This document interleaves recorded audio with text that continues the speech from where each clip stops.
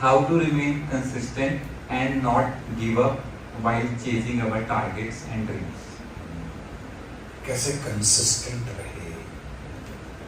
By the way मेरी एक daughter है जो एमटेक साइबर सिक्योरिटी करके अभी डेप्यूटी मैनेजर है डेलोइट इंडिया में, तो उसके साथ भी मेरे कम्युनिकेशन इस कॉन्टेक्स्ट में होते रहता है। कॉर्पोरेट वर्ल्ड में स्ट्रेस बहुत होता है, डिमांड, बहुत सारा वर्क लोड होता है, तो कैसे कोप अप करें अपने आप को।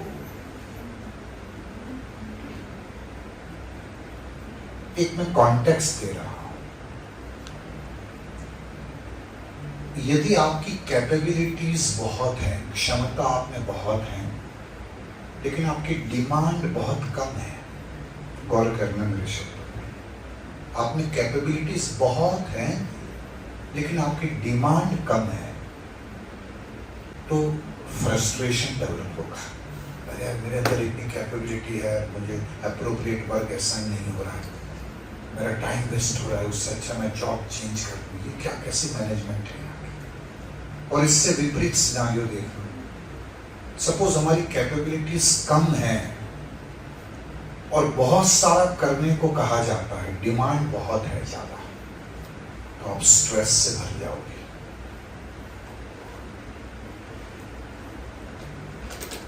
फ्रस्ट्रेशन या स्ट्रेस, ये दोनों जब हमें जकड़ लेते हैं, हमारी एफिशिएंसी ऑटोमेटिक डाउन हो जाती है।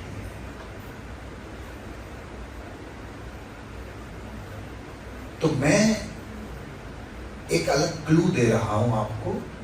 आपकी कैपेबिलिटीज बहुत ज्यादा हैं लेकिन डिमांड नहीं है ऊपर, फिर भी इंटेलिजेंट व्यक्ति क्या करेगा, फ्रस्ट्रेशन को हैंडल करके एटलीस्ट जो काम अभी मेरे हाथ में है या मुझे जो दिया जा रहा है उसको मैं 100% अच्छे से परफॉर्म करके करूं। क्यों? क्योंकि मैं परफॉर्मेंस देता रहूंगा तो कल उठ के डिमांड निकल सकती है। अक्सर लोग कैपेबिलिटीज ज्यादा है, डिमांड नहीं, तो फ्रस्ट्रेट होकर जो कर रहे हैं वो काम को भी ठीक नहीं करते, फिर और डिमांड कम हो जाती है। उससे उल्टा कैपेबिलिटीज कम है, डिमांड ज्यादा, स्ट्रेस डेवलप होता है। अब स्ट्रेस से आप कितना भागोगे, कहां से भागोगे? हर जगह स्ट्रेस तो है ही है। हमें स्ट्रेस को मैनेज करना सीखना होगा। We have to manage stress, भाग नहीं सकते। और आप देखना स्ट्रेस कब पैदा होता है, मेरी बातों पर गौर करना। जब काम बहुत ज्यादा है लेकिन समय की कमी है, स्ट्रेस डेवलप होता है। जब काम बहुत ज्यादा है और एनर्जी लेवल डाउन है, तभी भी स्ट्रेस पैदा हो जाता है। तो काम या जिम्मेदारियों से तो हम भाग नहीं सकते, क्योंकि जीवन में हमारी एम्बिशंस को पूरा करना हो तो ये रिसोर्स भी जरूरी है। तो काम तो कम नहीं कर सकते, समय के साथ भी छेड़खानी संभव नहीं है, वो 24 घंटे ही रहने हैं। अलग प्लेनेट पर चले जाओ तो बात अलग है, वहां टाइम डायमेंशन अलग है।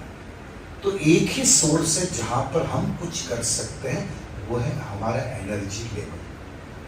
यदि हम ये जो प्रक्रिया यहां पर कर रहे हैं और आर्ट ऑफ लिविंग में आप सीख रहे हो, हम मेडिटेशन को साथ में लेके चलेंगे सुदर्शन क्रिया के साथ, तो आपका एनर्जी लेवल अपलिफ्टेड रहेगा और आप स्ट्रेस को मैनेज करके अच्छा परफॉर्मेंस कंसिस्टेंटली दे पाओगे। और मैं एक इंटरेस्टिंग चीज बताता हूं, कोई भी फील्ड हो, कोई भी फील्ड से आप हो, प्रोग्रेस के लिए 2 टूल्स होने बहुत आवश्यक है आपके पास। You need to have 2 tools. The first is right attitude, और दूसरा आपके पास चाहिए स्ट्रेस फ्री माइंड, तनाव मुक्त।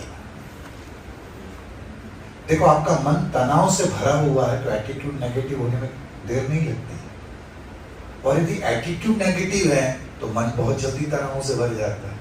इसलिए दोनों टूल्स चाहिए, stress free mind and right attitude. और आप खाली हैप्पीनेस प्रोग्राम को ऑब्जर्व करोगे ना, ये सुदर्शन क्रिया क्या है पता है?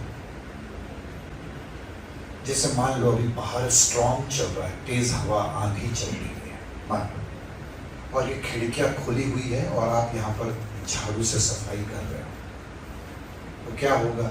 उस सफाई का कोई मतलब नहीं रहेगा। आप एक तरफ से धूल मिट्टी निकालते जाओगे, वो आंधी और धूल मिट्टी लाके यहाँ छोड़ देंगे, मतलब नहीं बनेगा। कर भी रहो।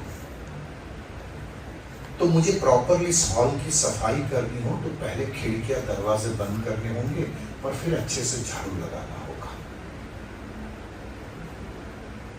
सुदर्शन क्रिया क्या करती है? अंदरूनी जो धूल मिट्टी यानी तनाव है, सुदर्शन क्रिया उसको साफ करती है। और जो आपको पावरफुल सूत्रास दिए गए, पहले दिन चर्चा की थी, वो सूत्रास से हम बाहर से संभवित जो तनाव आने वाले हैं वो ज्ञान की चाबियों के माध्यम से वो खिड़कियां बंद कर देते, वहां से वो तनाव दाखिल ही नहीं होते, वहीं मैनेज कर देते। कश्मीर में ही आतंकवादी को रोक दिया, यहाँ नहीं दिया, ऐसी बात होगी। कहने का मतलब दो तरफा सफाई, एक तरफ खिड़कियां बंद कर दी ज्ञान से, एटीट्यूड बना दिया, और दूसरी ओर सुदर्शन क्रिया पे दो तरफा सफाई से आपका परफॉर्मेंस लेवल या एफिशिएंसी का वो बहुत टेरिफिक बढ़ेगा। मैं सच में ये आपके साथ कोई मुझे तालियां नहीं बजवानी, लेकिन मैं ये शेयर कर रहा हूँ, since last 27 years I am travelling 25 days in a month। हर दिन नए लोगों के बीच, नया शहर, नया पानी, खान पान बदलता है। मेरे पिताजी हमेशा कहते, बेटा तू थकता नहीं है? मैं कहता हूँ पिताजी मेडिटेशन ही सोर्स है, मैं सच कहता हूँ। अब देखो, हम तो आप जितना मेडिटेशन करते हो, मेरी आंखें बंद ही होती है, जैसे ही मैं यहाँ ऑन करता हूँ आई एम ऑल्सो मेडिटेटिंग। मैं कभी भी आंखें नहीं खोलता बीच में, जब मंत्रोच्चार होते तब आंख खोलता हूँ बस। तो मेरा तो ये फॉर्च्यून है, मेडिटेशन करने से आप आराम से फिजिकल, मेंटल, इमोशनल स्ट्रेस को मैनेज करके एक ब्रॉडर पर्सपेक्टिव बना के एनर्जेटिक और एफिशिएंट बन सकते हो। This is the answer.